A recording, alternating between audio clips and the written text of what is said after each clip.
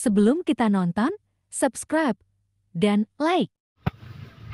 Assalamualaikum warahmatullahi wabarakatuh, pemirsa Sanka TV. Pada kesempatan kali ini kita akan sedikit mengulik tentang kenapa sih para pembudidaya ikan lele kok cenderung stuck di tempat atau tidak berjalan. Bukan tidak berjalan, berjalan sih berjalan, cuman tidak mendapatkan hasil yang sesuai ekspektasi gitu di dalam banyak pelatihan atau di dalam beberapa channel YouTube mengatakan bahwa ternak ikan lele sekian ribu ekor dengan nanti bakal menghasilkan untung sekian juta. Nah, kenapa sih bisa dibilang teori tersebut menjadi teori bohong atau teori omong kosong belaka? Nah, begini pemirsa, sahabat Sanka TV, sejatinya semua teori itu benar. Ini menurut pribadi saya, semua teori itu benar, akan tetapi di tengah jalan atau di lapangan praktek yang menentukan. Karena ada istilah usaha itu tidak hasil itu tidak usaha itu tidak membodohi hasil. Nah, itu pemirsa. Nah, jadi kalau kita sudah maksimal, sudah ikhtiar dengan teori yang dilakukan dengan cara yang benar, maka hal tersebut pasti terjadi. Nah, kenapa sekarang banyak para pembudidaya ikan lele itu yang bertahun-tahun kolamnya banyak, kok gulung tikar atau kok selesai di budidaya ikan lelenya? Itu kenapa? Ada satu faktor sebetulnya, cuman satu faktornya itu mereka bisa gagal ataupun tidaknya bukan dari segi perawatan atau bukan dari segi pengurusan, karena kita itu cenderung terfokus lah, hanya memikirkan cara merawat. Proses pelatihan kita hanya metode. Padahal setiap orang sudah punya metode masing-masing, karena di tempat yang berbeda, air yang berbeda, pasti caranya pun berbeda. Nah, di kali ini saya hanya ingin membahas sedikit kenapa mereka tidak berhasil. Karena satu, manajemen mereka tidak jalan. Kenapa saya bilang manajemen mereka tidak jalan? Kalaupun bisnis di budidaya ikan lele itu rugi, maka mungkin saya nggak mungkin puluhan tahun ya terjun di budidaya ikan lele. Rugi emang ada, tapi ketika untung juga ada, begitu. Nah, jadi yang namanya usaha itu fluktuatif, kadang untung kadang rugi. Namun ketika kita berbicara manajemennya yang baik, kita meminimalisir kerugian. Bagaimana kita meminimalisir kerugian? Itu pemirsa. Jadi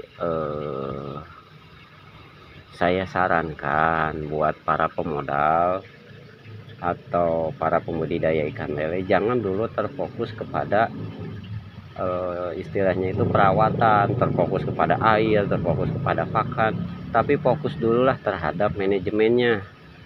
Ini ikan kita masuk ukuran segini dengan harga segini, kemudian kita nanti jual ukuran segini, harga segini, dengan BOP pakan seperti ini, tenaga kerja seperti ini, masuk tidak? Kalau tidak masuk, jangan dulu start. Itu saja saya, jangan dulu mulai. Jadi tahap pertama itu perencanaan manajemen dulu. Jadi sebelum kita action harus direncanakan dulu. Kenapa? Kalau tidak direncanakan, ya seperti yang kita lihat para pembudidaya ikan dimanapun, bahkan orang yang sudah punya channel YouTube besar juga ujung-ujungnya kan yang membahas tentang apa? Awalnya menggebu-gebu tentang channel budidaya ikan lele, tapi setelah subscriber banyak, apa yang mereka bahas? Malah bikin konten yang lain-lain di luar budidaya ikan lele atau di luar budidaya ikan kita, baik itu lele ataupun nila. Nah, kenapa? Karena tidak bertahan dan mempertahankan manajemen yang susah menurut saya. Sehingga step by step sebelum kita action, kita harus merumuskan dulu roya atau keuntungan yang akan kita dapat berapa, asumsi nilai jual kita berapa, asumsi nilai pembelian benih kita berapa, sehingga tidak meminimalisir lah, sehingga bisa meminimalisir kerugian. Kalau di dalam hitungan sudah rugi, ngapain kita action, ngapain kita usaha di bidang budidaya ikan. Nah begitu pemirsa. Cuman kesalahannya itu mereka memanajemen langsung ke target utama pakan, FCR. Salah sebetulnya. FCR itu nanti belakangan yang dihitungnya. Yang dihitung itu adalah masuk benih ukuran berapa, harga berapa, nanti benih hasilnya dijual berapa, tenaga kerja berapa, itu dulu yang dihitung. Misalkan tenaga listrik, tenaga manusianya berapa, itu dulu yang dihitung. Nanti setelah itu ditambah 60% modal pakan. Nah baru ketemunya nanti berapanya. Nah begitu. Karena yang saya tahu itu kebanyakan para pembudidaya menghitungnya langsung ke FCR. Pakan segini, masuk benih segini, untung segini, sehingga tidak ada yang bisa konsisten. Karena berbicara FCR itu berbeda-beda, berbeda penafsiran, berbeda teori lah kalau berbicara FCR. Maka saya sarankan jangan dulu memanage atau menghitung dari FCR. Contoh misalkan kita hitung dulu dari harga jual benih.